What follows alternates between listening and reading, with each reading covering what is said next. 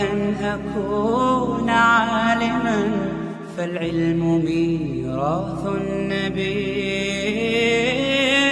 بالعلم بل بالأدب تنال أعلى الرتب فعش حياة العلماء وقرأ.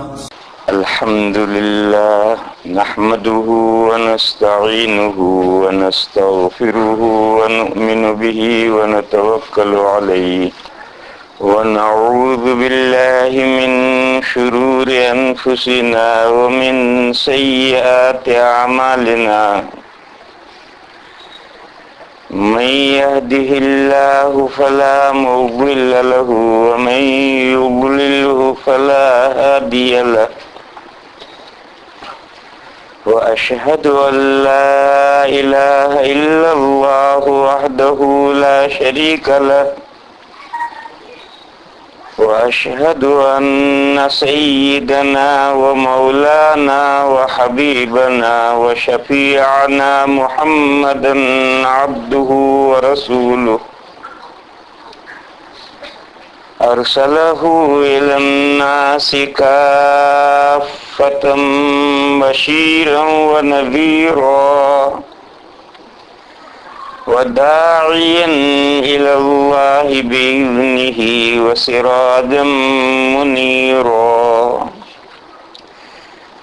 صلى الله تعالى عليه وعلى آله وصحبه وبارك وسلم تسليما كثيرا كثيرا.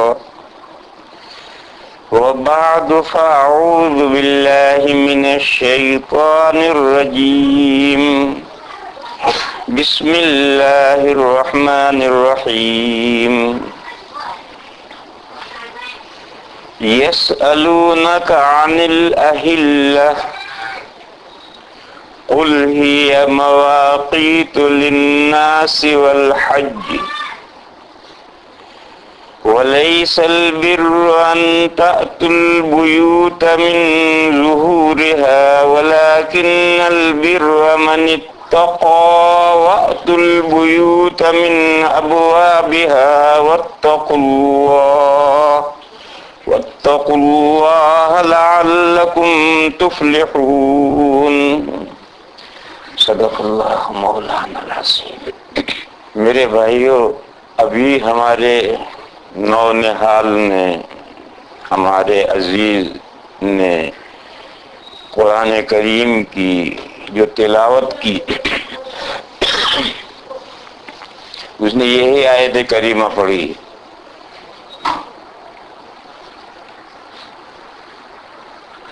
اس آیت کریمہ میں چاند کا مسئلہ ہے، اور مغربی دنیا میں یہ مسئلہ جھگڑے کا مسئلہ ہے. تو کیوں نہ آج کی صحبت میں اس آیت پاک کی تفسیر ہی کیوں نہ سمجھے. آیت کریمہ کا بیک گراؤنڈ، شان نزول، یہ آیت پاک کیوں نازل ہوئی.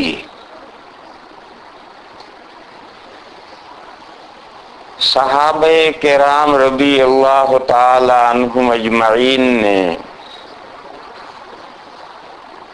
نبی پاک صلی اللہ تعالی علیہ وسلم سے ایک سوال کیا تھا کہ سورج ہمیشہ ایک حال پر رہتا ہے، چاند ہمیشہ ایک حال پر کیوں نہیں رہتا. مہینے کی 3 راتیں بدر کامل ہوتا ہے، 13ویں رات، 14ویں رات اور 15ویں رات فل مون ہوتا ہے. پھر کٹنا شروع ہوتا ہے، گھٹتا گھٹتا برائے نام رہ جاتا ہے، پھر بالکل ہی غائب ہو جاتا ہے. پھر کھجور کی سوکھی ٹہنی کی طرح سے دوبارہ نمودار ہوتا ہے. یہ مہینے کی پہلی تاریخ کہلاتی ہے، اور اسی کو عربی میں ہلال کہتے ہیں۔ اردو میں، انگریزی میں اس کا کوئی ترجمہ نہیں۔ مون تو چاند، چاہے وہ کسی تاریخ کا ہو، مون ہے، اور ہلال ہر تاریخ کا ہلال نہیں ہے۔ مہینے کی جو پہلی تاریخ کا چاند ہے، جو کھجور کی ٹہنی کی طرح سے پتلا سا، یہ جو کھجور مہینے کا پہلا یہ ہلال ہے، پھر آگے ہلال نہیں۔ اب ظاہر ہے کہ آپ اس میں یہی کہیں کہ پہلی تاریخ کا مون کہہ لیں، شروع کا مون کہہ لیں، ایسا کچھ بڑھائیں گے، باقی مون ہلال کا ترجمہ نہیں ہے۔ ہلال کا ترجمہ، ہلال عربی کا خاص لفظ ہے، مہینے کا پہلا چاند۔ پھر وہ بڑھتا رہتا ہے، بڑھتا رہتا ہے، بڑھتا رہتا ہے، پھر 13 تاریخ، 13، 14، 15 میں فل مون ہو جاتا ہے۔ ایسا کیوں ہوتا ہے؟ جیسا سورج ہمیشہ ایک حال پر رہتا ہے، چاند ایک حال پر کیوں نہیں رہتا؟ یہ ایک سوال تھا۔ آیت کریمہ نازل ہوئی ہے اس سوال کے جواب میں۔ یہ جو سوال ہے، اس سوال کا بیک گراؤنڈ کیا ہے؟ کیوں پوچھا صحابہ نے یہ بات، کیوں پوچھی؟ آپ حضرات کو تفصیل تھوڑی بہت معلوم بھی ہوگی، زیادہ تر معلوم نہیں ہوگی۔ عرب کا ملک نہایت گرم ملک ہے۔ جیسے یہاں آپ کے یہاں 8 مہینے سردی رہتی ہے، برف پڑی رہتی ہے، ایسا وہاں 8 مہینے سخت گرمی رہتی۔ عرب کا ملک پہاڑ ہی پہاڑ ہیں، مٹی میں سنگریزے ملے ہوئے ہیں، کہیں بھی ڈھیلا آپ کو نہیں ملے گا۔ ڈھیلا نظر آئے یوں پکڑو گے تو بور دے کے بکھر جائے گا، کیوں؟ جو چھوٹے پتھر ملے ہوئے، سنگریزے ملے ہوئے ہیں۔ اور عرب میں پیدا کچھ نہیں ہوتا۔ مدینہ منورہ میں، طائف میں کچھ پیدا ہوتا ہے، لیکن وہ پورے ملک کی ضرورت کو پوری نہیں کرتا، اور باقی جگہ تو کچھ ہے ہی نہیں، پیدا ہی نہیں ہوتا۔ اس لیے ان کی معیشت، اکونومی، ان کی معیشت کا مدار، ایک سفر کر کے شام جاتے تھے سیریا، اور ایک سفر کر کے یمن جاتے تھے، ایک سفر سردی میں کرتے تھے، ایک گرمی میں کرتے تھے، اور وہاں سے غلے ولے خرید کر لاتے تھے، کھاتے تھے۔ اس ملک میں اونٹوں پر سفر ہوتا تھا، گھوڑے بھی ہوتے تھے، مگر گھوڑوں پر لمبا سفر نہیں ہوتا ہے، اونٹوں پر لمبا سفر ہوتا ہے۔ وہ شیپ آف ڈیزرٹ کہلاتا ہے، بیابان کی کشتی اونٹ کہلاتا ہے۔ صبح 9 بج گئے، اب سفر نہیں کر سکتا، اب اونٹ کے پیر جلیں گے، زمین گرم ہو گئی۔ 9 زیادہ سے زیادہ 10 بجے سفر روک دینا ہے، اور شام کو عصر کی نماز کے وقت میں جب سمندر کی طرف سے ٹھنڈی ٹھنڈی ہوائیں چلنی شروع ہوتی ہیں اور موسم ٹھنڈا ہو جاتا ہے، تب سفر شروع ہوگا۔ تو کہ دن بھر سفر نہیں ہو سکتا، اب اس کی تلافی رات میں سفر ہوگا، رات بھر سفر ہوتا رہے گا۔ کہیں سونے کے لیے جب تھک ہار جائیں گے تو تھوڑی دیر کے لیے پڑاؤ کر لیں گے سونے کے لیے، ورنہ سونا ہے دن میں اور رات بھر سفر کرنا ہے۔ اب آپ غور کیجئے، 13، 14 اور 15 میں جیسا فل مون ہوتا ہے، اگر ایسا پورا مہینہ چاند رہے تو سفر کرنے میں کتنا مزہ ہے۔ یہاں تو کلاؤڈی دن ہوتا ہے، کلاؤڈی آسان، بالکل صاف شفاف کلین آسمان ہوتا ہے۔ آپ چاند کی روشنی میں، 13، 14 کے چاند کی روشنی میں بڑے حرف کی کتاب وہ پڑھ بھی سکتے ہیں، اس چاند کی روشنی میں دھاگا سوئی میں ڈال سکتے ہیں، اتنی صاف شفاف چاند کی روشنی ہوتی۔ اب اتنی عمدہ چاند کی روشنی اگر مہینہ بھر چاند ایک حالت پر رہے تو ان لوگوں کو رات میں سفر کرنے میں کتنا مزہ آئے گا، کتنا شاندار۔ جیسے دن میں سورج ایک حالت پر ہے تو دن میں کام کرنے میں کتنا لطف آتا ہے، کوئی پریشانی نہیں، کوئی بتی نہیں جلانی، کچھ نہیں کرنا، کھیتوں میں جاؤ، ادھر جاؤ ادھر جاؤ۔ تو اگر رات میں چاند ایک حالت پر رہے پورا مہینہ تو سفر میں مزہ آ جائے۔ یہ تھا بیک گراؤنڈ جس کی وجہ سے انہوں نے مسئلہ پوچھا تھا کہ سورج جیسا ایک حال پر رہتا ہے چاند ایک حال پر کیوں نہیں رہتا؟ اگر سورج کی طرح سے چاند بھی ایک حال پر رہ جاتا تو کتنا لطف آتا رات کے سفر میں۔ آیت پاک نازل ہوئی، فرمایا لوگ آپ سے پوچھتے ہیں، یسألونک، لوگ آپ سے پوچھتے ہیں ہلالوں کے بارے میں، ایک ہلال اور اہلہ اس کی جمع، ہلالوں کے بارے میں۔ یہ جو پلورل ہے ہلالوں، اس کو یاد رکھیے، اس میں نکتہ ہے۔ لوگ آپ سے پوچھتے ہیں ہلالوں کے بارے میں، نئے مہینے کے نئے چاند کے بارے میں نہیں، مہینے کے نئے چاندوں کے بارے میں۔ اس میں اشارہ ہے کہ ہلال ساری دنیا میں ایک نہیں ہوگا، اس میں اشارہ ہے کہ ہلال ساری دنیا میں ایک نہیں ہوگا۔ اگر ساری دنیا میں ہلال ایک ہوگا تو ہلال ایک ہوا، جمع لانے کی کوئی ضرورت نہیں تھی۔ یہ میں صاف اشارہ ہے، اگر موٹی سی عقل بھی کوئی رکھتا ہے تو سمجھ سکتا ہے کہ ہلال ساری دنیا میں ایک نہیں ہوگا۔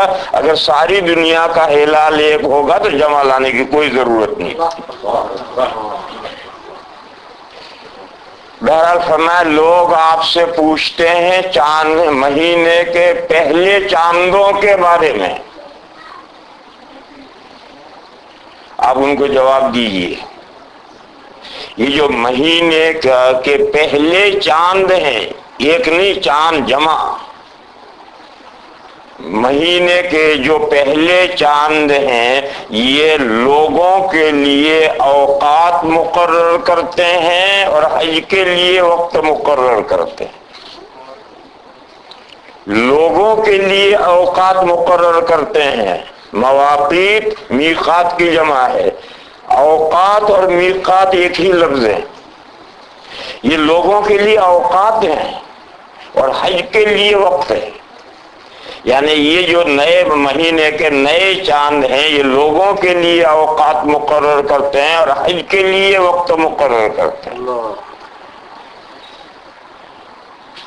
اس میں بہت موٹی سی بات غور کرنے کی ہے کہ حج کو الگ کیوں کیا؟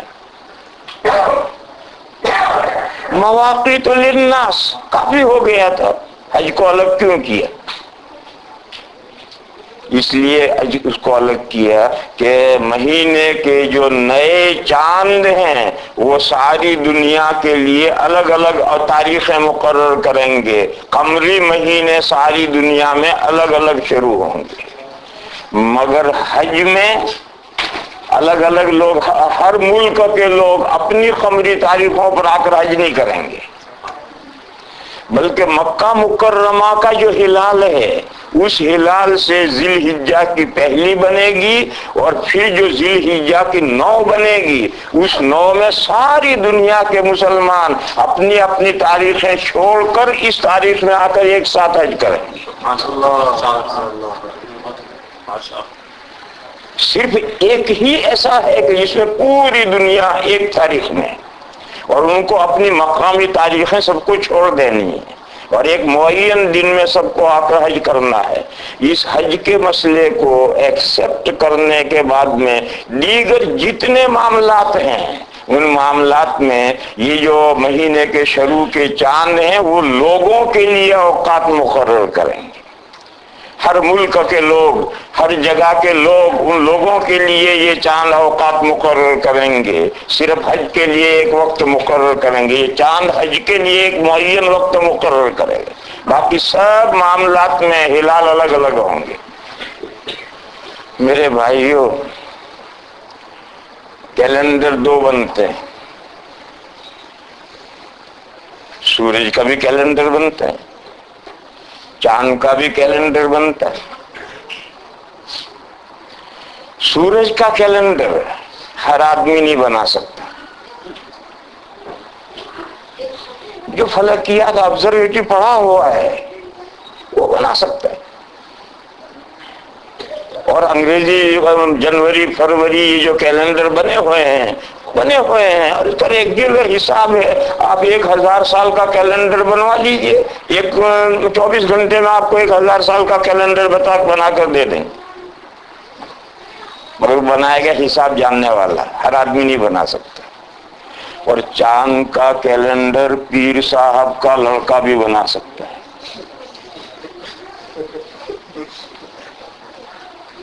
چاند کا کیلنڈر پیر صاحب کا لڑکا, جاہل لڑکا بھی بنا سکتا ہے چاند کا کیلنڈر. ایک پیر صاحب تھے بڑے, ان کا ایک جاہل جٹ لڑکا تھا. جب پیر صاحب کا انتقال ہونے لگا تو لڑکے نے ابا سے کہا کہ ابا آپ تو مر رہے ہیں, میرا پیچھے کیا ہوگا؟ تو پیر صاحب نے کہا دیکھ بھائی, مرید ایک تو تاریخ پوچھنے آتے ہیں کہ آج کتنی تاریخ ہے, اور ایک مسئلہ پوچھنے آتے ہیں. تو ایسا کر لیجئے, جب مہینے کا نیا چاند نظر آئے تو گھر میں ایک کٹورا رکھ کر اس میں بکری کی ایک مینگنی ڈال دیجیے.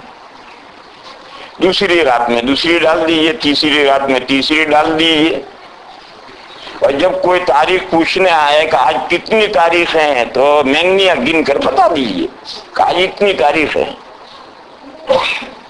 اور جب پھر چاند ختم ہو جائے اور اگلا نظر آئے تو کٹورا خالی کر دیجئے, پھر خالی کٹورے میں ایک ایک مینگنی ڈالنے شروع کر دیجئے.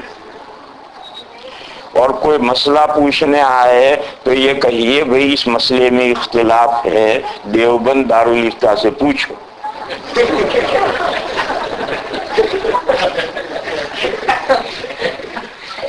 یہ 2 ترکیبیں بتا دی ابا نے.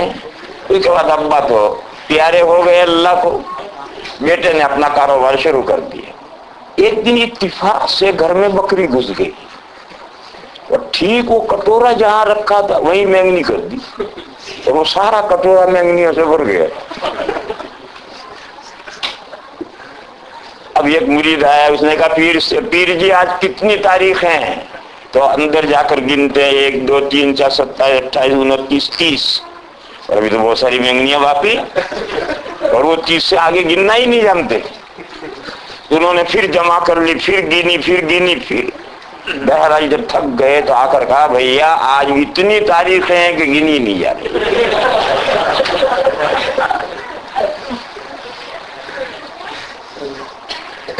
اور جب کوئی مسئلہ پوچھنے آتا تو ہر ایک سے کہتے ہوئے مسئلے میں اختلاف ہے, دیوبند دارالفتہ سے پوچھو.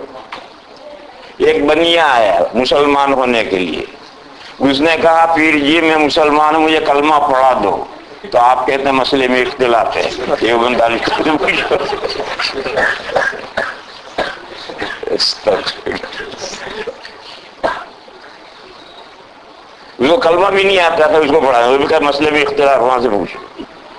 تو میں یہ کہہ رہا تھا کہ چاند کا کیلنڈر اتنا آسان ہے کہ پیر صاحب کا جاہل لڑکا بھی اس کا کیلنڈر بنا سکتا ہے. کب مہینہ شروع ہوا, کون سی تاریخ ہے, مہینہ کب ختم ہوا, اگلا کب شروع ہوا, اس کے لیے کسی حساب کی ضرورت نہیں.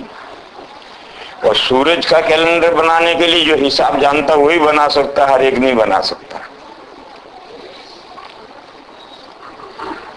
شریعت نے کچھ احکام سورج کے ساتھ متعلق کیے ہیں اور کچھ احکام چاند کے ساتھ متعلق کیے.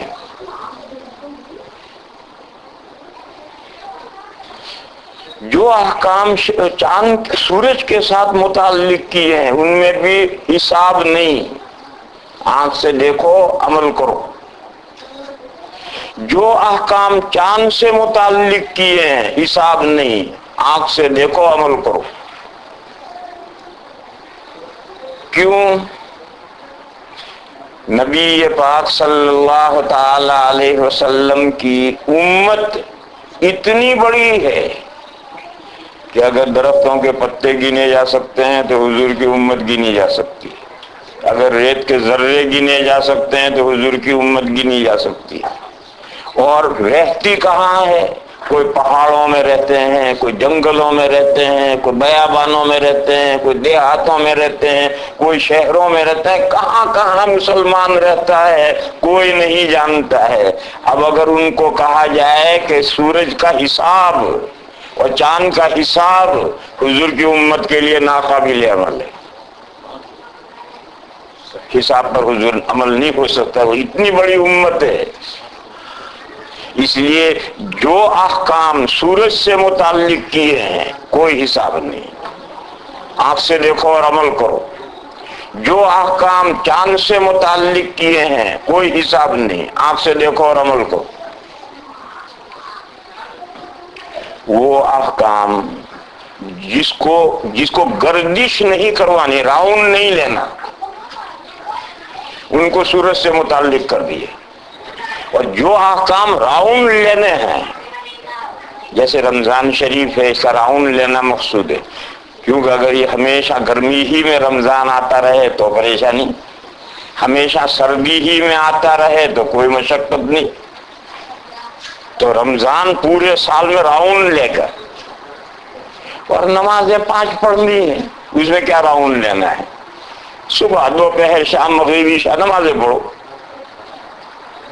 تو جو احکام ایسے ہیں جن کا دوران مطلوب نہیں ہے، دوران مانے راؤنڈ لینا، جن کا دوران مطلوب نہیں ہے اس کو سورج کے ساتھ جوڑ دیے۔ انگریزی کیلنڈر فکس رہتا ہے، وہ گھومتا نہیں، ہمیشہ جون جولائی گرمی میں آئیں گے، دسمبر جنوری سردی میں آئیں گے، وہ گھومتا نہیں۔ اور رمضان ہر سیزن میں آتا ہے۔ اور ہمارے ہندوستان کے ہندوؤں کا جو کیلنڈر ہے، پوس، ماگھ، جیٹھ، چیت، وہ بھی چاند کا ہے،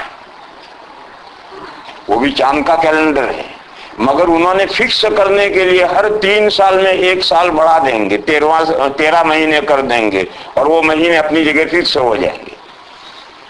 اسلام سے پہلے یہ جو محرم سفر مہینے ہیں، یہ بھی چاند کے مہینے ہیں، ان میں عرب بھی یہی کرتے تھے، اور ان کے مہینے انہوں نے روک دیے تھے، راؤنڈ نہیں لیتا، اس پورے سال میں راؤنڈ نہیں چلتا تھا۔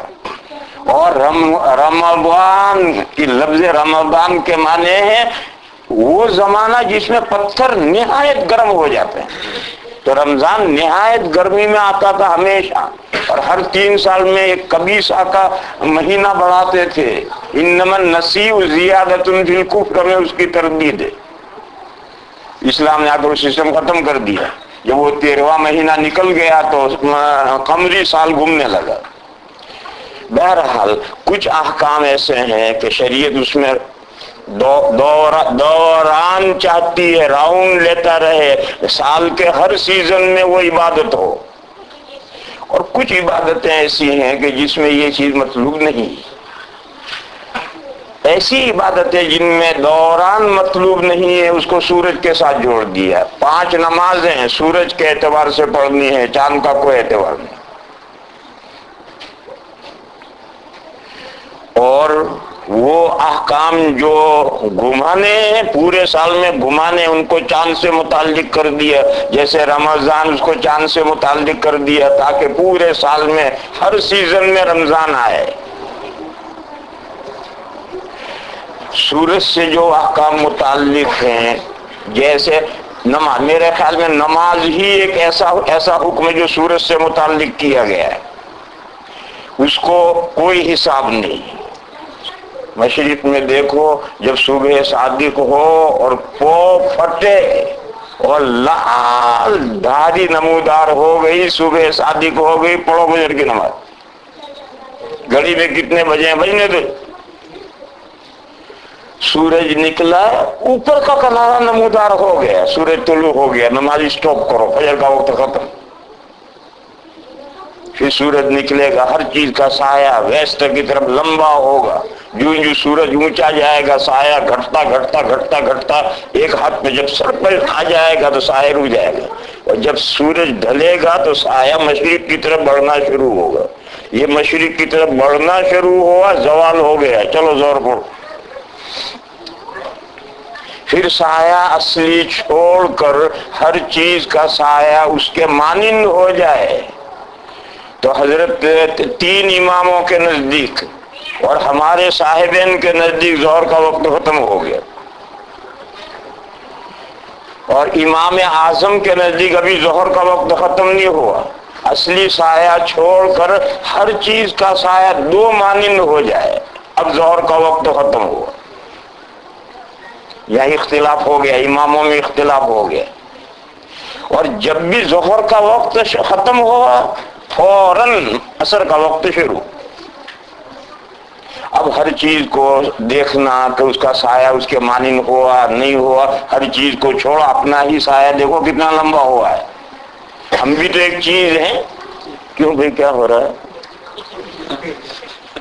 کیوں اس کو بیچارے کو پریشان کر رہے دروازے کو؟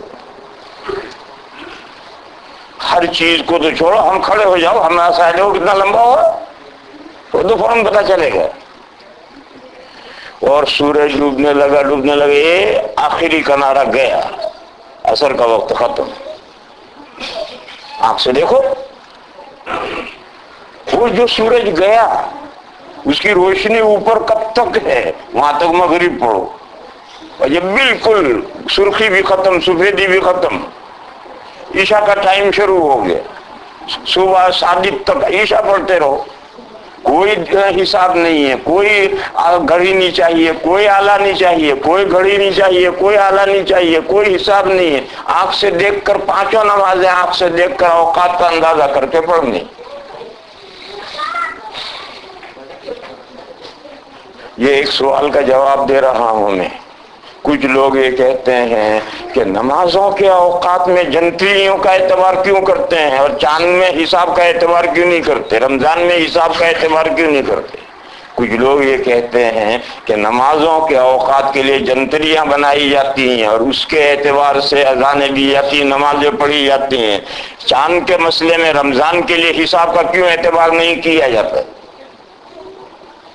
اس کا جواب میں دے رہا ہوں کہ نمازوں کے اوقات میں جنتریوں کا کوئی اعتبار نہیں.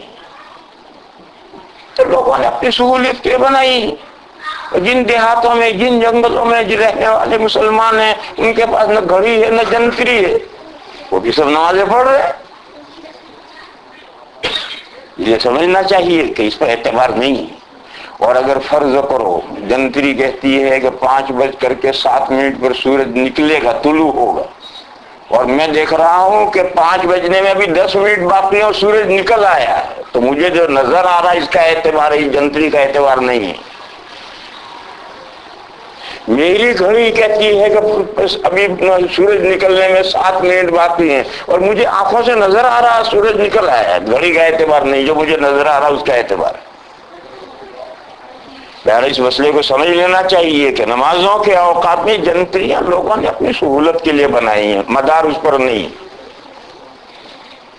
چاند میں بھی یہی، ہمارے آپ کے یہاں تو اس کا ہے نہیں، ہندوستان میں جو جنتریاں بنتی ہیں خاص طور پر ہمارے یہاں گجرات میں بنتی ہیں، ایک گتا ہوتا ہے، اس کے اوپر بہت سارے پتے لگاتے ہیں، روزانہ ایک ایک پتا پھاڑتے ہیں. اس میں 3 تاریخیں ہوتی ہیں. سب سے اوپر ہندی ہوتی ہے، سب سے اوپر ہندی ہوتی ہے. اس کے بعد دائیں ہاتھ پر عربی تاریخ ہوتی، محرم سفر. بائیں ہاتھ پر انگریزی تاریخ ہوتی. روزانہ ایک ایک پتا پھاڑتے ہیں. وہ مون سائٹنگ کا لحاظ کر کے وہ جنتری بنتی، نیو مون نہیں، مون نظر آنے کے قابل ہو جائے اس کا لحاظ کر کے وہ جنتریاں بنتی ہیں. اور 12 مہینے میں سے تقریباً 9-10 مہینے ایسا ہی ہوتا ہے جیسا جنتریاں بنی ہوئی ہیں، ایسا ہی چاند نظر آتا ہے. لیکن کبھی کبھی سال میں 1 مہینہ اس کے خلاف ہو جاتا ہے. اس نے 29 لکھا ہے اور 29 کو چاند نظر نہیں آتا ہے. اس نے 30 لکھا ہے اور 29 کو چاند نظر آ جاتا ہے. سال میں 1 یا 2 مہینے وہ بنی ہوئی جنتریاں غلط ہو جاتی ہیں. اور ایسی صورت میں مسلمان ان جنتریوں کا اعتبار نہیں کرتے. وہ کہتا 30 تاریخ کو مہینہ پورا ہوگا اور 29 کو چاند نظر آ گیا تو مسلمان کو جو رویت ہوئی اسی پر اعتبار ہے، تاریخ غلط ہو. تو ایسا اگر لوگ ایک اندازہ کرنے کے لیے چاند کی تاریخیں بنائے تو بناؤ، مگر مدار نہیں اس پر. ایسے سورج کی جنتریاں بناؤ مگر مدار نہیں اس پر. مدار سورج میں بھی آنکھ سے دیکھنے پر ہے، گھڑی پر مدار نہیں ہے، حساب پر مدار نہیں ہے. ایسے چاند کے معاملے میں جو احکام چاند کے ساتھ متعلق کیے گئے ہیں ان میں بھی آنکھ سے دیکھنے پر مدار ہے، حساب پر مدار نہیں ہے. لوگ اپنی سہولت کے لیے مون سائٹنگ سے جنتری بنا لو، کون منع کرتا ہے؟ لیکن احکام کا مدار اس پر نہیں ہے، احکام کا مدار چاند دیکھنے پر. وہ جو نبی پاک صلی اللہ تعالی علیہ وسلم نے ارشاد فرمایا ہے حدیث میں کہ نحن امۃ امیہ لا نکتب ولا نحسب. حضور نے فرمایا میری امت ناخواندہ ہے، یعنی میجورٹی. آج بھی زمانہ ترقی کرتا کہیں سے کہیں پہنچ گیا ہے، لیکن آج بھی حضور کی امت کی میجورٹی ناخواندہ ہے. 80% بلکہ اس سے زیادہ 90% مسلمان آج بھی ناخواندہ ہے. ناخواندہ یعنی یہ آبزرویٹو نہیں جانتا ہے. ناخواندہ کا مطلب اردو انگریزی فارسی کتاب پڑھ نہیں سکتا، یہ مطلب نہیں ناخواندہ کا. لا نکتب ولا نحسب، لا نکتب ولا نحسب. ناخواندہ کا مطلب یہ ہے کہ ہم لکھنا نہیں جانتے اور حساب کرنا نہیں جانتے. آج وہ سارے مسلمان اردو بولتے ہیں، طالب الاسلام پکڑا دو پڑھ نہیں سکے. اس سے کوئی حساب پوچھ لو، کسی چیز کا حساب نہیں بتا سکے گا، اردو بولتے ہیں. آج بھی امت کی میجورٹی 80% یا 90% کی صورت حال ہی ہے. بس ایسی صورت میں جو احکام شریعت نازل کرتی ہے وہ میجورٹی کا لحاظ کر کے احکام نافذ کرتی ہے، کچھ خاص بندوں کا لحاظ کر کے احکام نازل نہیں ہوتے. یہ بھی ایک سوال کا میں جواب دے رہا ہوں. برطانیہ میں اور اس ملک میں کچھ مسلمان ماہرین ہیں حساب کے. وہ یہ کہتے ہیں کہ وہ 1400 سال پہلے کا زمانہ تھا، اونٹوں کا زمانہ تھا، جنگلی لوگوں کا زمانہ تھا. اب ہم امریکہ ایڈوانس ہو گئے ہیں، ہم لکھنا پڑھنا جانتے ہیں، حساب جانتے ہیں. ارے کتنے جانتے ہو؟ ہم حساب جانتے ہیں، لکھنا پڑھنا جانتے ہیں. کتنے جانتے ہو؟ کتنے فیصد ہو یہ بتاؤ؟ شاید 1% بھی نہیں نکال سکتے. پوری دنیا میں سے 1% بھی تو آبزرویٹری کے ماہر مسلمان نہیں لا سکتے ہو. تو شریعت احکام کا مدار ایسی چیز پر کیسے رکھے گی؟ آسام کے جنگلوں میں جو مسلمان رہتے ہیں وہ کون سے امریکہ کے سائنسدان کو بیچارے پوچھنے جائیں گے کہ رمضان کب شروع ہو رہا ہے اور کب ختم ہو رہا ہے؟ وہ تو اپنے آنگن میں کھڑا ہو کر دیکھیں گے کہ چاند دکھا یا نہیں دکھا، رمضان شروع کر دیا، دوسرا چاند دکھا، رمضان ختم کر دیا. وہ امریکہ کے سائنسدانوں سے کہاں پوچھنے جائیں گے؟ اور آج بھی دنیا کا آدھی دنیا ایسی ہے جس کا دوسری دنیا کے ساتھ کوئی تعلق ہی نہیں. یہ روس ہے، یہ چائنا ہے، انڈیا سے دونوں لگے ہوئے ہیں. انڈیا اور روس کے درمیان میں صرف ہمالیہ کے پہاڑ ہیں، اور ہندوستان کا بارڈر تبت میں چائنا سے لگا ہوا ہے. لیکن ٹیلی فون بھی نہیں آ سکتا، یہاں سے ٹیلی فون ادھر نہیں جا سکتا، ادھر سے ٹیلی فون ادھر نہیں آ سکتا. اس دنیا میں کیا ہو رہا اللہ جانے کیا ہو رہا ہے. کہتے ہیں چائنا میں 16 کروڑ مسلمان ہیں. چائنا میں 16 کروڑ مسلمان ہیں، اور ایک بڑا علاقہ ایسا ہے جہاں صرف عربی ہی بولی جاتی ہے. اور ہم کچھ بھی نہیں جانتے ان کو، وہ ہمارے بارے میں کچھ نہیں جانتے. وہ حج میں بھی بیچارے نہیں آ سکتے، وہ ہمارے بارے میں کچھ نہیں جانتے، ہم ان کے بارے میں کچھ نہیں جان سکتے. وہ بیچارے کہاں امریکہ کے سائنسدانوں سے، آبزرویٹری کے ماہرین سے اپنے معاملات پوچھنے آئیں گے؟ حساب وہ اپنے اپنے جہاں ہیں اللہ تعالیٰ نے سب دین آسان کر دیا ہے، وہاں عمل کر رہے ہیں. کہنا یہ ہے کہ آج بھی دنیا کا جو قانون بنتا ہے پارلیمنٹ میں، وہ بھی میجورٹی کا لحاظ کر کے بنتا ہے، بعض کا لحاظ کر کے قانون نہیں بنتا. شریعت بھی جو احکام نازل کرتی ہے وہ میجورٹی کا لحاظ کرتی ہے، بعض کا لحاظ نہیں کرتی. بس بعض بھائیوں کا، بعض ماہرین حساب کا یہ کہنا کہ اب دنیا بہت ایڈوانس ہو گئی ہے، اب ہم چاند کے حساب کے ماہر ہو گئے ہیں، یہ ان کا کہنا صحیح نہیں۔ بے شک وہ ماہر ہیں، ہم ان کی مہارت کا انکار نہیں کرتے، بے شک وہ ماہر ہیں، لیکن شریعت نے اس حساب پر مدار رکھا ہی نہیں، قصہ ختم۔ دوسری بات سنو، مجھے بہت سے بندوں سے جو دعویٰ کرتے ہیں کہ ہمیں اس حساب کے ہم ماہرین ہیں، برطانیہ میں بھی ایسے بہت لوگ ہیں، اور میں یو کے میں 1986 سے آتا ہوں، اور برطانیہ کے سبھی ماہرین سے میرے تعلقات ہیں جو علماء دعویٰ کر۔ میں نے ان سب سے کہا، میں نے کہا میں ایک معین تاریخ تمہیں بتاتا ہوں، تو مجھے اس معین تاریخ میں تم مجھے بتا سکتے ہو اپنے حساب سے کہ اس وقت چاند سورج سے کتنے فاصلے پر ہے؟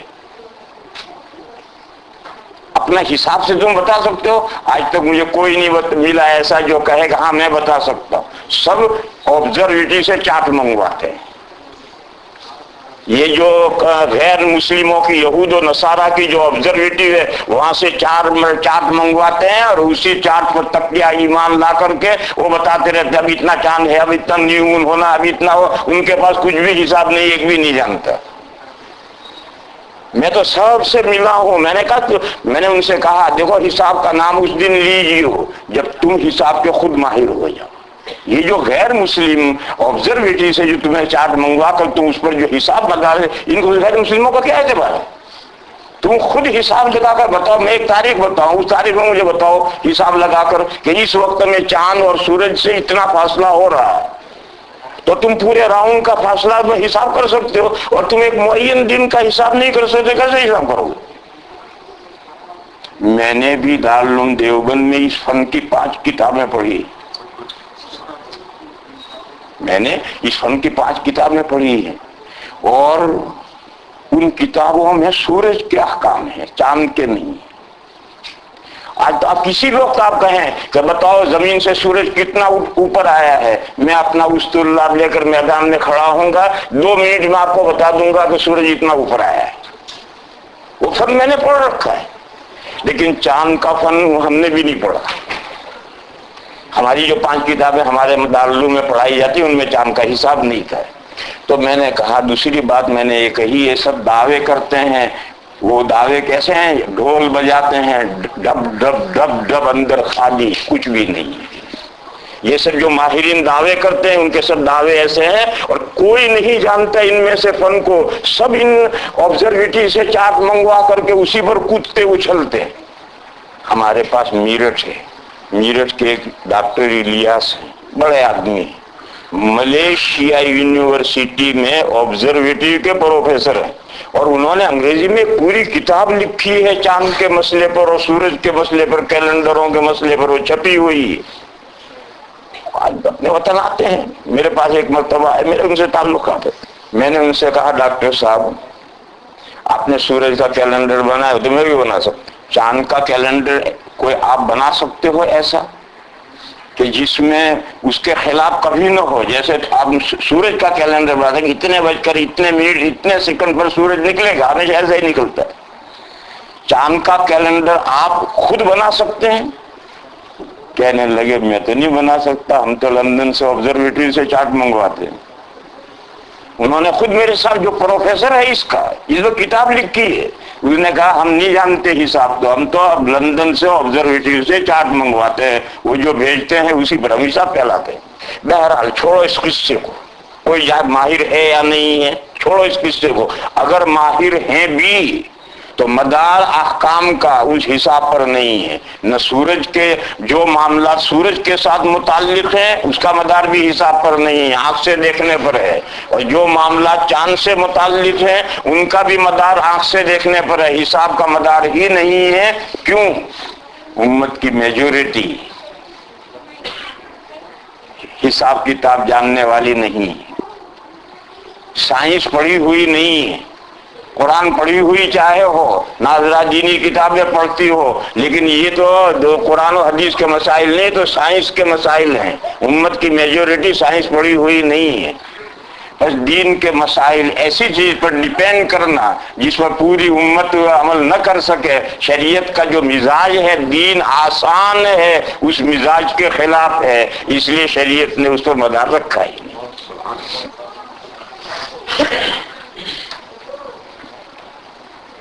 پھر آیت کریمہ کو ایک نظر پھر ڈالو۔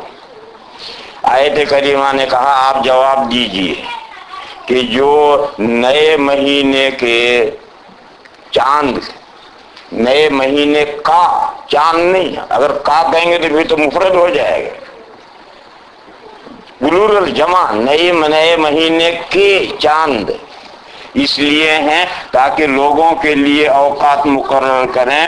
اس میں صاف اشارہ ہے کہ مدار آنکھ سے دیکھنے پر ہے، اور آنکھ سے پہلے مہینے کا پہلا چاند آنکھ سے دیکھ کر پوری دنیا میں ایک ہو نہیں سکتا، بس لامحالہ چاند کا مہینہ پوری دنیا میں الگ الگ شروع ہوگا۔ جہاں جب چاند نظر آئے گا وہاں وہ مہینہ شروع ہو گیا۔ بس صرف حج ایک ایسی چیز ہے کہ اس میں ساری دنیا کے مسلمانوں کو اپنے چاند کی قمری تاریخیں چھوڑ کر مکہ کی قمری تاریخ کے اعتبار سے ایک معین دن میں آ کر حج کرنا ہوگا۔ میرے بھائیوں، 19 دیکھو بہت اہم خاص بات عرض کر رہا ہوں، اور یہ بات میں نے میری ترمذی شریف کی جو تقریر ہے تحفۃ الاحوذی اس میں لکھ بھی دی، چھپ بھی گئی، یہ ساری دنیا میں پھیل بھی چکی ہے۔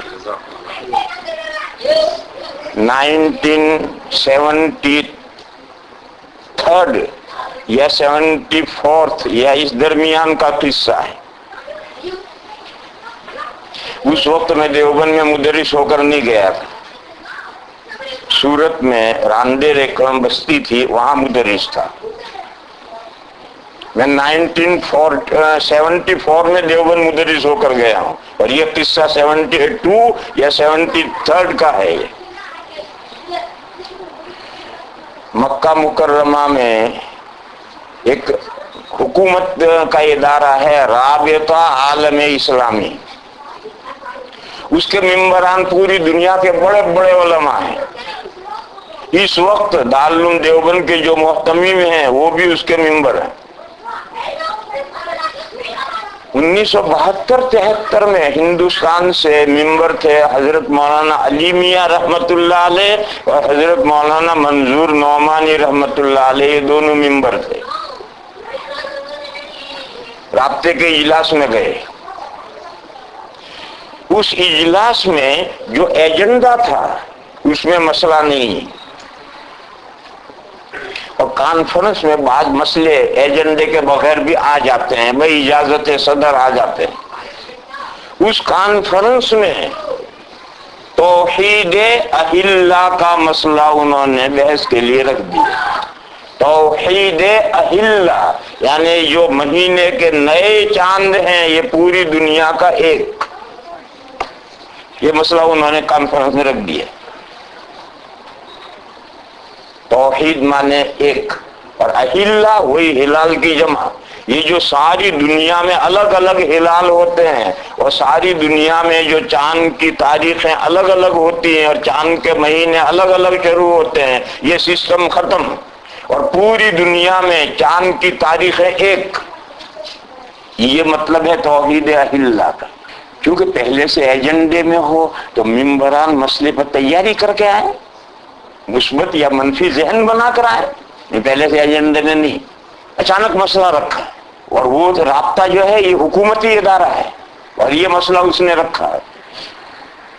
دنیا کے تمام ممبران نے جہاں سے بھی آئے ہوئے تھے، حتیٰ کہ سعودیہ کے ممبران نے بھی ریجیکٹ کر دیا کہ یہ قرآن اور حدیث کے خلاف ہے، اسے ریجیکٹ کر دیا۔ قرآن کریم کی تو یہ آیت ہے، اس میں اہلہ ہلال کی جمع استعمال کی گئی ہے، اور مواقیت للناس کہا گیا اور حج کو الگ کیا گیا ہے۔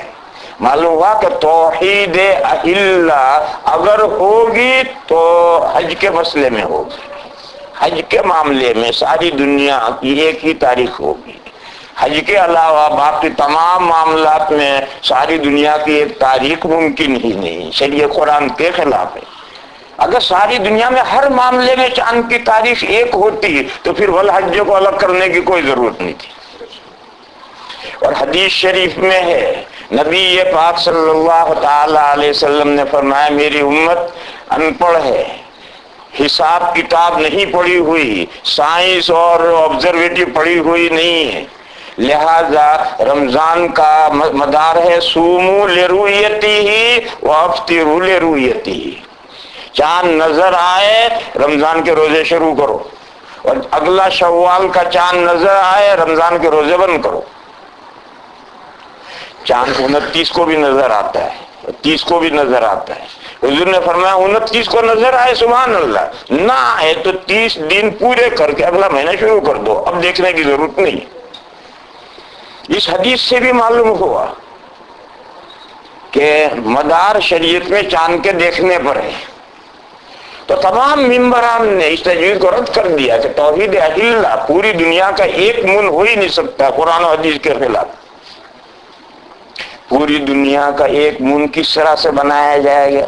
نیو مون کا اعتبار کر لو تو ساری دنیا کا ایک مون ہو گیا۔ ساری دنیا کا ایک مون کرنے کی ایک ہی صورت ہے کہ آپ چاند کو آنکھ سے دیکھنے کا مسئلہ ختم کر دیں اور نیو مون کا اعتبار کر لو، ساری دنیا میں ایک ساتھ ہو گئے۔ دیکھو سورج جیسے مشرق سے مغرب کی طرف جا کر ڈوبتا ہے، چاند بھی مشرق سے مغرب کی طرف ڈوبتا ہے، 24 گھنٹے میں ایک راؤنڈ لیتا ہے۔ اس جھگڑے کو چھوڑو کہ زمین گھومتی ہے، چاند گھومتا ہے، سورج گھومتا ہے، جھگڑے کو چھوڑو۔ سورج بھی مشرق سے مغرب طرف جاتا ہے، چاند بھی مشرق سے مغرب کی طرف جاتا ہے۔ چاند کی ایک دوسری چال ہے، وہ مشرق سے مغرب کی طرف بھی جاتا ہے اور ساتھ ساتھ مغرب سے مشرق کی طرف الٹا بھی چلتا ہے۔ کیسے یہ دو عجیب چالیں، یوں بھی جا رہا ہے اور یوں بھی جا رہا ہے؟ ایسا اللہ کے یہاں کچھ مشکل نہیں۔ دیکھو گیند رکھو، لات مارو تو گیند دیوار کی طرف جائے گی، تو یہاں سے دیوار کی طرف بھی جا رہی ہے اور گیند گول بھی گھومتی گھومتی جا رہی ہے، تو دو چالیں اکٹھا ہے۔ گیند میں دو چالیں اکٹھا ہیں، جب کک کرو گے لات مارو گے گیند جائے گی تو یہاں سے لمبائی کی طرف بھی جا رہی ہے اور وہ گیند اپنے محور پر گھومتی گھومتی جا رہی ہے۔ تو ہمارے لات مارنے سے دو چالیں اکٹھا ہو سکتی ہیں، اللہ کی قدرت میں دو چالیں نہیں۔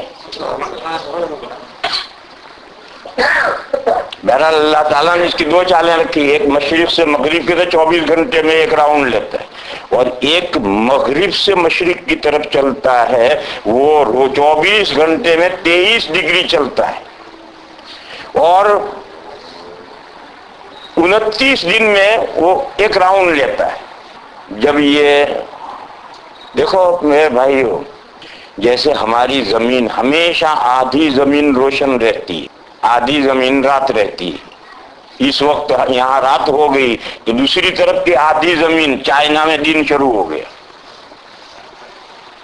اور جب انڈیا میں اور ملیشیا میں رات ہو جائے گی یہاں دن آ جائے گا، تو آدھا زمین کا آدھا پورا جو سورج کی طرف رہتا ہے اس میں دھوپ رہتی، دوسرا جو سایہ رہتا ہے۔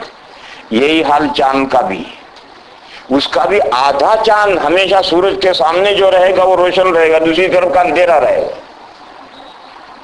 تو اس معاملے میں تو زمین اور چاند یکساں ہیں، اور ہم جو زمین پر سے دیکھتے ہیں تو سورج کی طرف کا جو چاند کا آدھا حصہ روشن ہے، اگر اس کا کچھ بھی حصہ ہمیں نظر نہ آئے تو یہ محاق ہے۔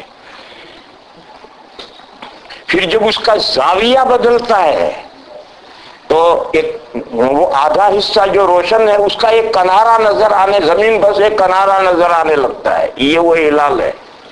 پھر وہ زاویہ بدلتا رہتا ہے اور ہر دن کا چاند بڑا ہوتا رہتا ہے۔ پھر ایک وقت ایسا آتا ہے کہ جو سورج کے مقابل آدھا ہے وہ سارا ہم زمین پر سے دیکھتے ہیں تو بدر کامل فل مون ہو جاتا ہے. پھر اس کا زاویہ بدلتا ہے تو پھر کٹنے لگتا ہے، وہ کٹتا وٹتا کچھ نہیں.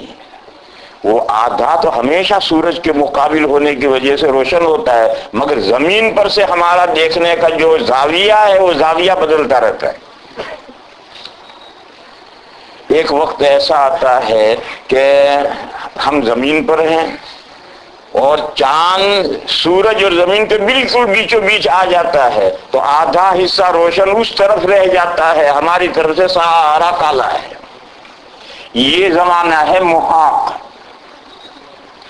پھر جب وہ چاند سورج کے بالکل مقابل تھا وہاں سے مشرق کی طرف ہٹا اور ہٹ کر سارا نکل گیا. ہٹے گا تو پھر تھوڑا کنارا ہٹے گا تھوڑا، یوں بھی دونوں جا رہے ہیں، سورج اور چاند یوں بھی جا رہے ہیں. اور وہ چاند جو یوں ہٹ رہا ہے تو سورج سے ہٹتا ہٹتا جب سارا چاند سورج کے مقابلے سے نکل گیا، یہ ہو گیا نیا چاند پیدا ہو گیا، نیو مون یہ ہے. لیکن ابھی جو اس کا وہ زاویہ ہے وہ اتنا باریک ہوتا ہے کہ زمین سے اس کے دیکھنے کا امکان نہیں رہتا ہے، ویزیبلٹی نہیں ہوتی.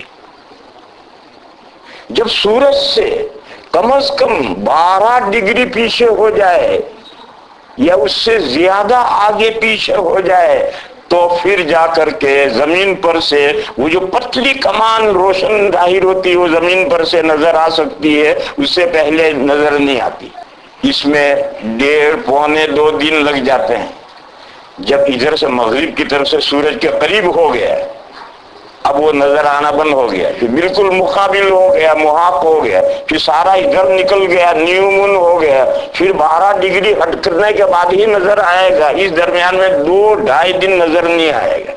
تو یہ جو پورا چاند سورج کے مقابلے سے نکل گیا، یہ نیو مون، اس کا اعتبار کر لو کہ چاند نیا پیدا ہو گیا، سورج کے مقابلے سے نکل گیا. اب 1 تاریخ ہو گئی پوری دنیا میں چاند کی 1 تاریخ. توحید اہلہ کی یہی شکل ہے اور کوئی شکل نہیں کہ آنکھ سے چاند کے دیکھنے پر مدار نہ رکھا جائے، سارا مدار رکھ دیا جائے چاند کی پیدائش پر. اور چاند کی پیدائش پر اعلان کر دیا بھائی نیا چاند ہو گیا، اور ساری دنیا کی تاریخ نیا چاند کی تاریخیں شروع ہو گئی. یہ تجویز پیش کی تھی رابطے کے اجلاس میں، لیکن ساری دنیا کے تمام علماء نے اسے ریجیکٹ کر دیا. ختم ہوئی بات. وہاں سے کانفرنس میں سے جب یہ 2 حضرات ہندوستان کے ممبران جو گئے ہوئے تھے وہ واپس لوٹے، اس زمانے میں دہلی سے فلائٹ نہیں ہوتی تھی، بامبے سے سب فلائٹیں چلتی تھی، تو وہ بامبے اترے اور حضرت مولانا منظور نعمانی رحمت اللہ علیہ سورت آئے. جو تبلیغی دورے ہوتے ہیں سورت آئے. میں اس سے پہلے میرے مضامین میں رائٹر تھا، مضامین لکھتا تھا اور ان کے یہاں سے منتھلی الفرقان نکلتا تھا، اس میں میرے مضامین چھپتے رہتے تھے، یہ میرے ان کے معاملات جان پہچان تھی. تو حضرت راندیر آئے اور انہوں نے یہ سب مجھے تفصیل سنائی اور یہ کہا کہ بہت خطرناک اسکیم شروع ہوئی. مولانا منظور نعمانی نے کہا کہ بہت خطرناک اسکیم سعودیہ نے شروع کی ہے اور بغیر ایجنڈے کے اچانک یہ مسئلہ کھڑا کر دیا تاکہ بے خبری میں پاس کروا دیا جائے. لیکن کہا علماء نے بالکل ریجیکٹ کر دیا ہے، مگر مجھے یہ مولانا کے الفاظ ہیں، مگر مجھے یہ اندیشہ ہے کہ یہ فتنہ رکے گا نہیں. لہذا اس مسئلے پر مضمون لکھنے چاہیے اس سے پہلے کہ فتنہ بہت بڑا بن جائے، اس سے پہلے اس مسئلے پر مضامین آنے چاہیے. چنانچہ میں نے اسی زمانے میں ایک لمبا مضمون لکھا ہے اور وہ الفرقان میں 2 قسطوں میں چھپا ہے، اور اس میں قرآن و حدیث کی وہ آیتیں اور حدیثیں جن سے حساب پر مدار نہیں رکھا جا سکتا ہے، چاند آنکھ سے دیکھنے پر ہی شریعت میں مدار رہے گا، وہ سب دلائل جمع کیے ہیں اور وہ اسی زمانے میں الفرقان میں میرا مضمون وہ چھپ چکا ہے. مگر پھر کیا ہوا؟ سعودیہ خاموش، آگے اس نے چھیڑا ہی نہیں مسئلہ، خاموش ہو گیا، آگے مسئلہ چھیڑا ہی نہیں. مگر اس وقت سے اس کو چاند ساری دنیا سے 24 گھنٹے پہلے ہی نظر آ جاتا ہے.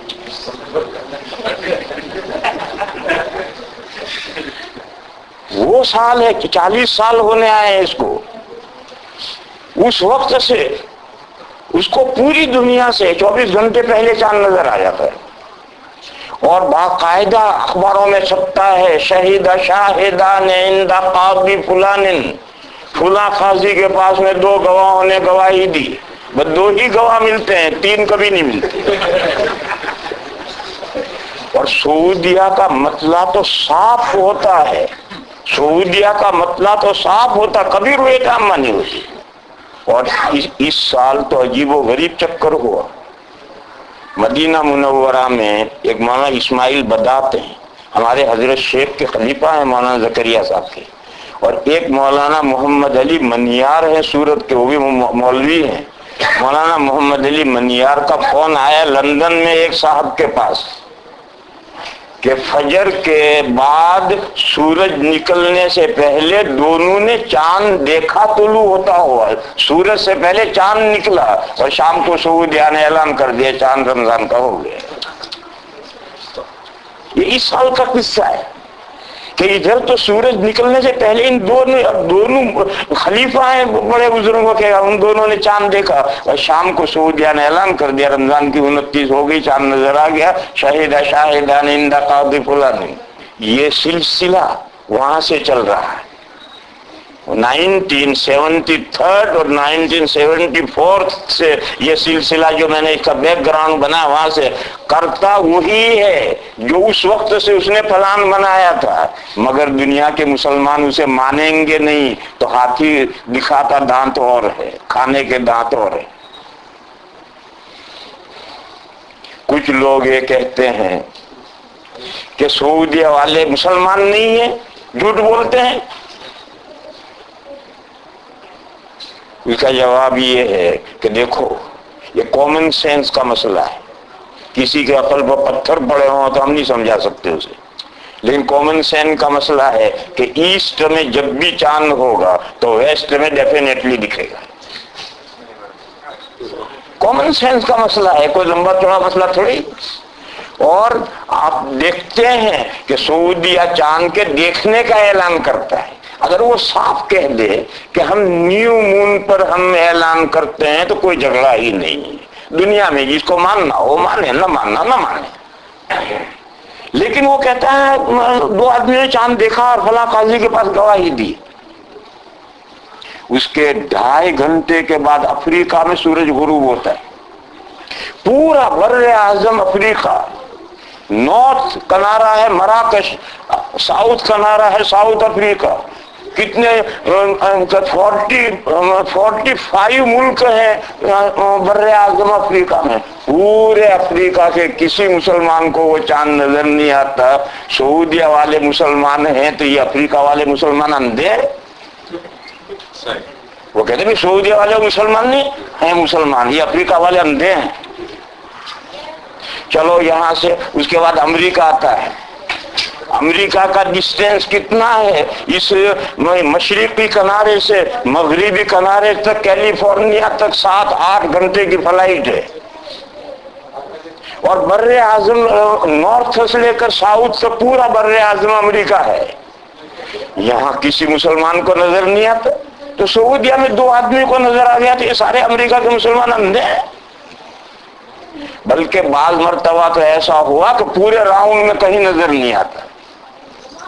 اس سال جو چاند رمضان کا سعودیہ نے اعلان کیا کہ چاند 2 آدمیوں نے دیکھا، وہ چاند پورے افریقہ میں کسی مسلمان کو نظر نہیں آیا، پورے امریکہ میں کسی کو نظر نہیں آیا، چائنا میں نظر نہیں آیا، ملیشیا میں نظر نہیں آیا، انڈیا میں نظر نہیں آیا. ویسٹ انڈیا میں نظر آیا. گجرات کی جو پٹی ہے ویسٹ انڈیا، وہاں نظر آیا. اور وہاں سے جو نظر آنا شروع ہوا تو پورے راؤنڈ میں سب جگہ نظر آیا. اور سعودیہ کا دیکھا ہوا چاند پورے راؤنڈ میں گجرات تک کہیں نظر ہی نہیں آیا. تو کیا یہ دنیا کے سارے مسلمان اندھے ہیں؟ میرے بھائیوں، ہم نہیں کہتے کہ سعودیہ جھوٹ بولتا. ہم کیوں کہتے ہیں؟ ہمارے مقابلے کتے نے کاٹا ہے جو ہم یہ کہیں.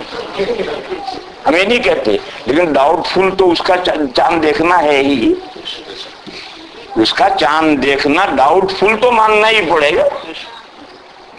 اور شریعت کا حکم کیا ہے جانتے ہو؟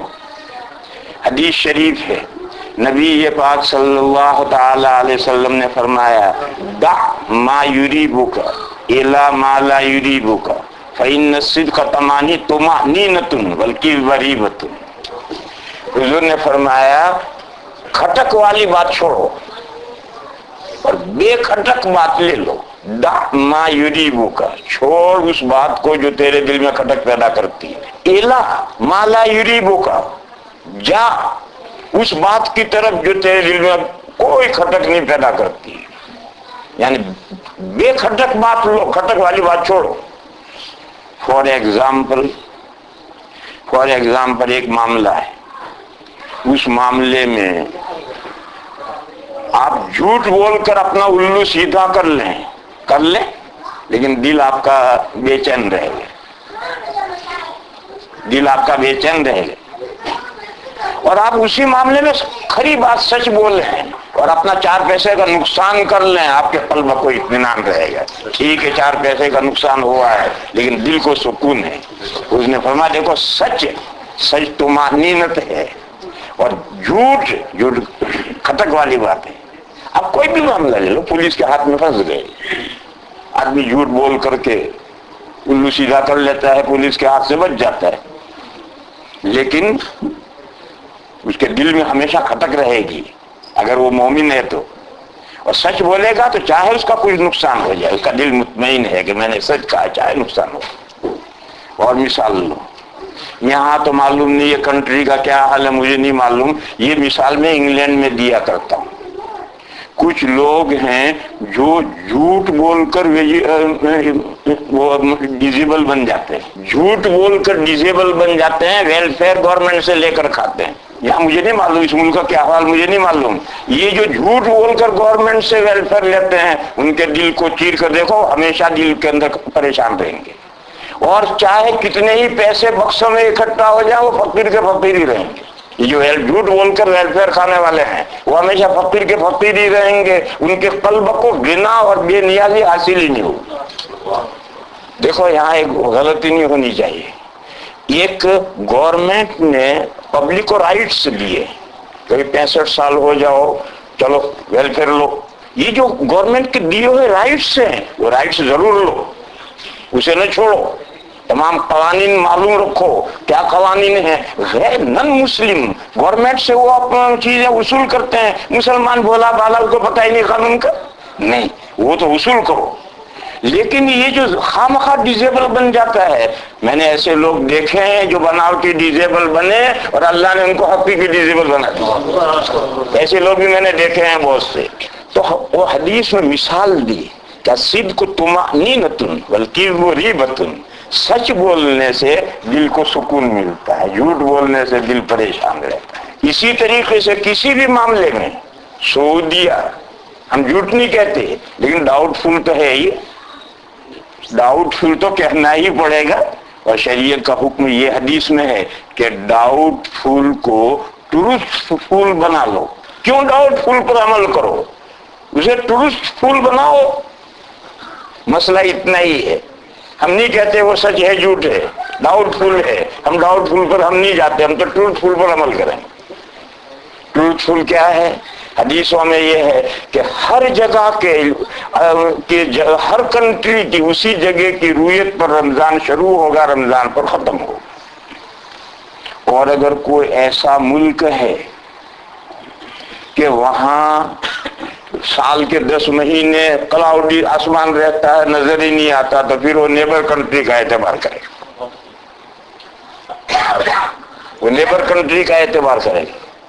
اور اگر کبھی کبھی آسمان کلاؤڈی ہو جاتا ہے وہ نیبر کنٹری کا اعتبار نہیں کرے گا، وہ اپنے یہاں کا اعتبار کرے گا۔ دیکھو پورے ہندوستان نے گجرات کی رویت نہیں لی، اس سال گجرات میں چاند دیکھا گیا اور یہ 29 کے اعتبار سے وہاں عید ہوئی، پورے ہندوستان نے وہ رویت نہیں لی، کیوں؟ وہ ویسٹ میں، ویسٹ کا چاند ایسٹ میں نظر نہ آئے ایسا ہو سکتا ہے، لیکن ایسٹ کا چاند ویسٹ میں نظر نہ آئے یہ تو ممکن ہی نہیں ہے.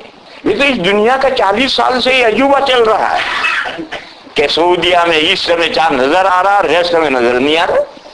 بس اگر سعودیہ کی رویت حقیقی ہوتی تو کوئی مسئلہ ہی دنیا میں نہ پیدا ہوتا. سعودیہ سے ویسٹ میں جتنی کنٹری ہے اس میں تو لامحالہ وہاں چاند ہوتا ہے. مگر سعودی ایسا کرتا کیوں ہے؟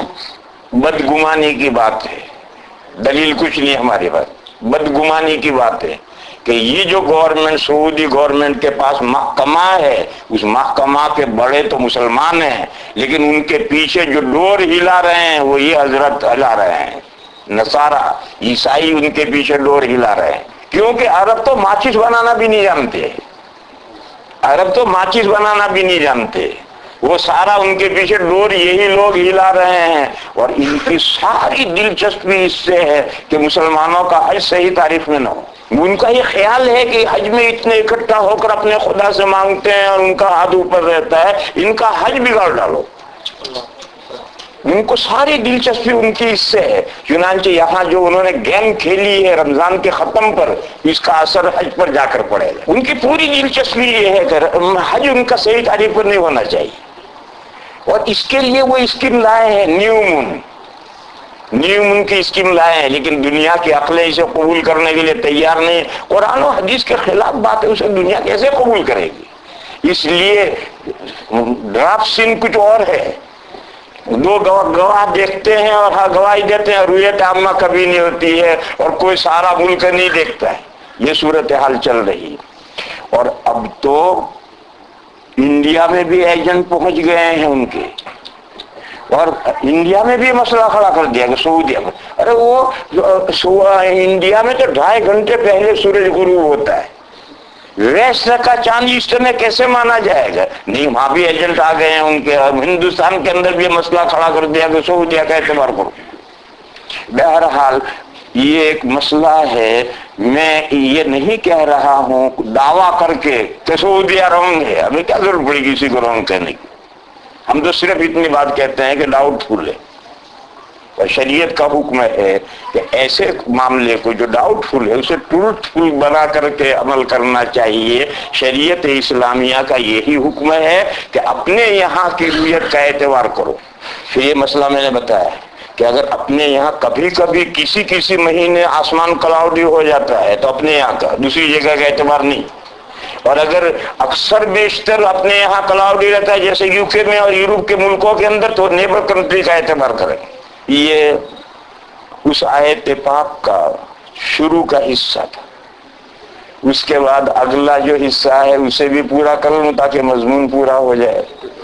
اسلام سے پہلے عربوں میں یہ طریقہ تھا کہ جب حج کا احرام باندھ لیتے تھے تو گھر کے دروازے سے گھر میں نہیں آتے تھے، اور گھر میں تو آنا ضروری ہے، تو گھر کے پیچھے کوٹ کے پر سیڑھی رکھ کر وہاں سے اتر کر آتے، دروازے سے نہیں آتے تھے. اور گھر میں تو آنا ہی ہے سب کو، تو پیچھے کوٹ کر سیڑھی رکھ کر وہاں سے چڑھ کر اوپر سے اتر کر گھر میں آتے تھے. وہیں سے جاتے بھی تھے آتے بھی تھے. جب تک احرام رہے گا دروازے سے گھر میں نہیں آئیں گے. دیکھو یہ جوئش ہیں، ان کے یہاں سنیچر کو کوئی کام نہیں کر سکتے، کچھ نہیں کر سکتے، اور سب کرتے ہیں. یعنی اگر بتی کھلی ہے اور سنیچر شروع ہو گیا، اب اس کو آف نہیں کر سکتے. آف ہے اور سنیچر شروع ہو گیا، اسے آن نہیں کر سکتے. تو کیا کریں گے؟ سڑک پر جائیں، کسی مسلمان کو بلا کر لائیں گے، ذرا بٹن آن کر دے، ذرا ہمارا بٹن آف کر دے.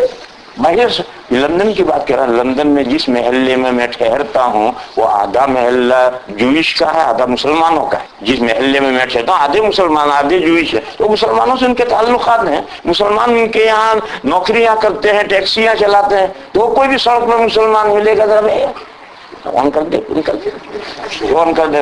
تو یہ کون سا دین پر عمل ہو؟ یہ تو اللہ میاں کو دھوکہ دیے.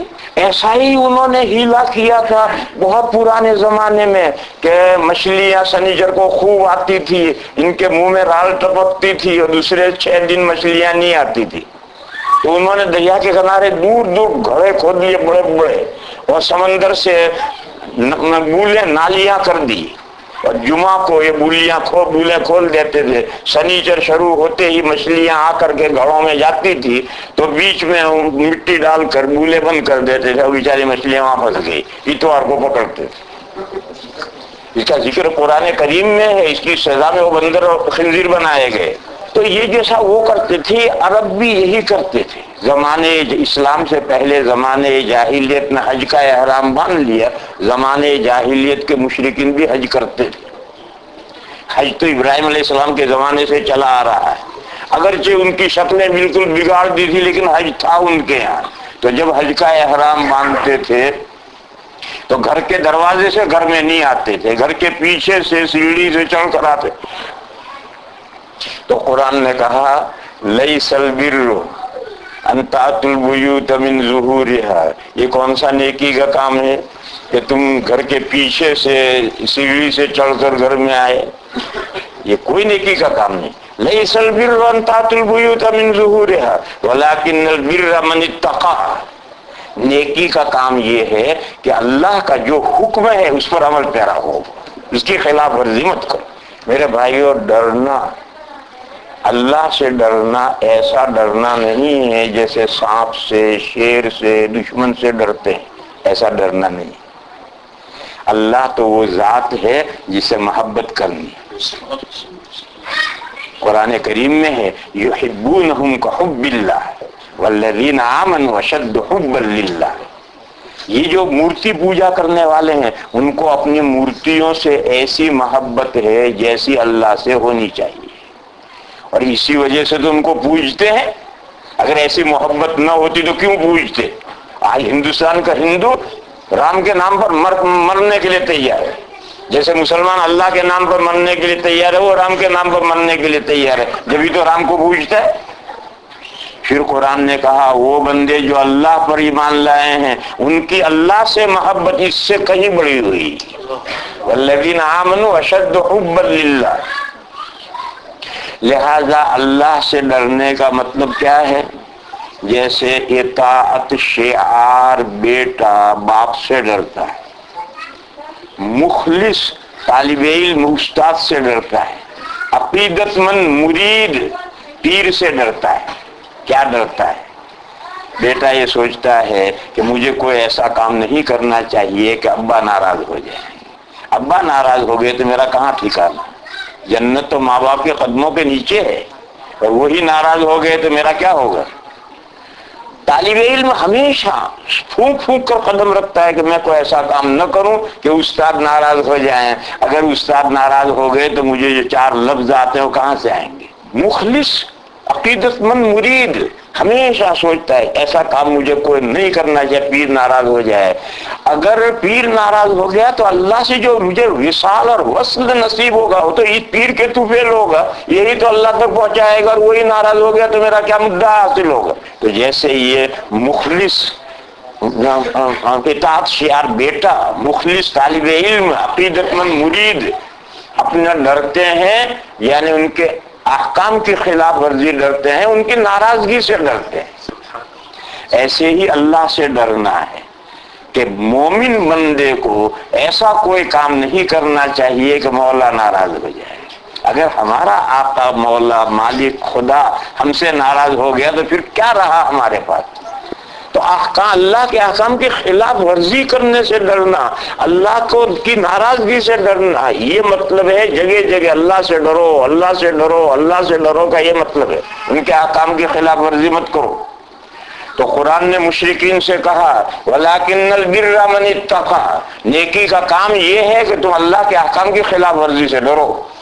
اگر اللہ نے یہ حکم دیا ہو کہ گھر میں مت جاؤ, احرام باندھنے کے بعد گھر میں مت جاؤ, میدان میں پڑے رہو, تو مت جاؤ. یہ کیا بات ہے دروازے سے نہیں گئے, پیچھے سے گھس گئے؟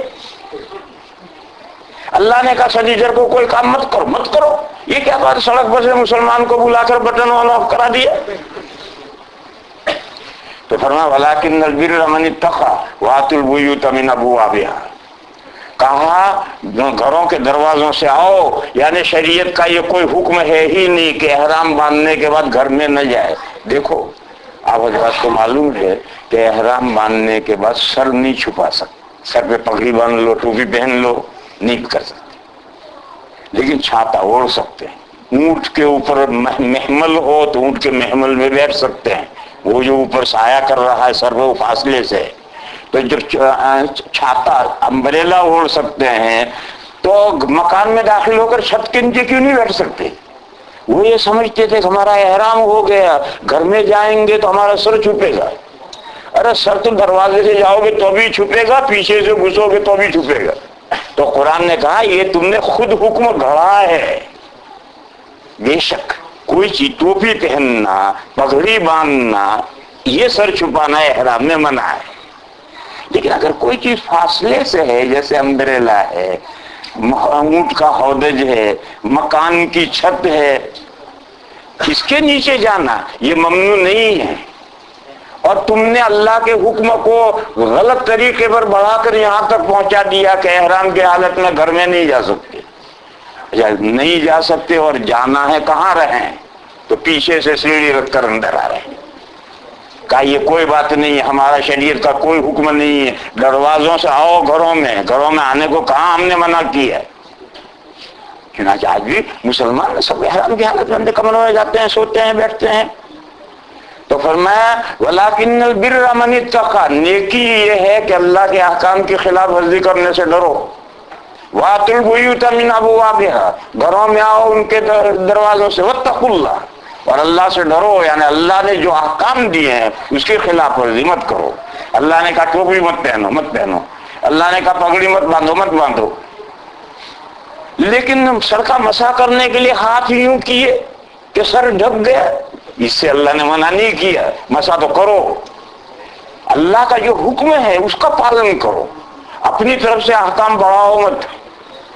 لعلکم تفلحون، تاکہ تم کامیاب ہو. مومن کی کامیابی اللہ کے احکام کی اطاعت میں ہے، اپنی طرف سے احکام تجویز کرنے میں نہیں ہے. یہ اگلی آیت کا اگلا ٹکڑا ہے، اس میں کیا مضمون ہے وہ میں نے سمجھا دیا. اب میرے بھائیو ذرا اس پر غور کرو کہ پہلے مضمون میں اس دوسرے مضمون میں جوڑ کیا ہے. کہیں کی اینٹ کہیں کا روڑا، بانمتی نے کنبا جوڑا، ایسا نہیں ہے. پہلا مضمون کیا تھا کہ ہلال مہینے کے نئے چاند تمام لوگوں کے لیے الگ الگ اوقات مقرر کریں گے، حج کے لیے ایک وقت مقرر کریں گے. اس مضمون میں اور اس میں فرق ہے کیا؟ جن میں یہ ہے کہ اللہ کا جو حکم ہے اس کو اسی شکل میں، اصلی شکل میں رکھ کر اس پر عمل کرو. یہی بر و تقویٰ ہے. کامیابی کا راز اسی میں ہے. اپنی طرف سے نئے شوشے چھوڑنا کہ اب تو امریکہ کے لوگ بڑے ماہر ہو گئے ہیں، بڑا حساب جاننے لگے ہیں، بڑا آبزرویٹری کے ماہر ہو گئے ہیں، اب وہ آنکھ سے دیکھنے کی ضرورت نہیں ہے، اب ہیلی کاپٹر میں اڑ کر جائیں گے، پلین میں جا کر چاند دیکھیں گے، اب خوردبین سے دیکھیں گے، اب دوربین سے دیکھیں گے، اب یہ کریں گے. ارے یہ سب چکر چھوڑو، جو اللہ کی شریعت کے احکام اس پر عمل کرو، کامیابی اسی میں. وآخر دعوانا ان الحمدللہ. درود شریف ہے، پڑھو، دعا کریں. اللہم صلی وسلم وبارک علی سیدنا و مولانا محمد وعلی آل سیدنا و مولانا محمد بعدد من صلی وصام. اللہم ارنا الحق حقا وارزقنا اتباعه وارنا الباطل باطلا وارزقنا اجتنابه. اللہم لا مانع لما اعطیت ولا معطی لما منعت ولا ينفع ذا الجد منك الجد. یا الہ العالمین ہماری حسنات کو قبول فرما. یا اللہ ہماری نیکیوں میں برکت پیدا فرما. یا اللہ ہمیں دین کی صحیح سمجھ عطا فرما. یا اللہ دین کے احکام کو سمجھنے کی اور اس پر عمل کرنے کی توفیق عطا فرما. یا اللہ نئی روشنی کے فتنوں سے ہماری حفاظت فرما. دنیا کے علم کے فتنے سے ہماری حفاظت فرما. یا اللہ ہمارے ذہنوں کی کجی کے فتنے سے ہماری حفاظت فرما. اے میرے مولا، امت کو تو نے جو تیرے حبیب نے جو دین دیا ہے اس دین پر ہمیں مستقیم اور مضبوط فرما، اور تیرے اصل دین پر ہمیں عمل کرنے کی توفیق عطا فرما. اے میرے مولا اس ملک کے مسلمانوں کی حفاظت فرما. میرے مولا ساری دنیا کے مسلمانوں کی حفاظت فرما. یا اللہ ہمیں ظالموں کے لیے فتنہ نہ بنا.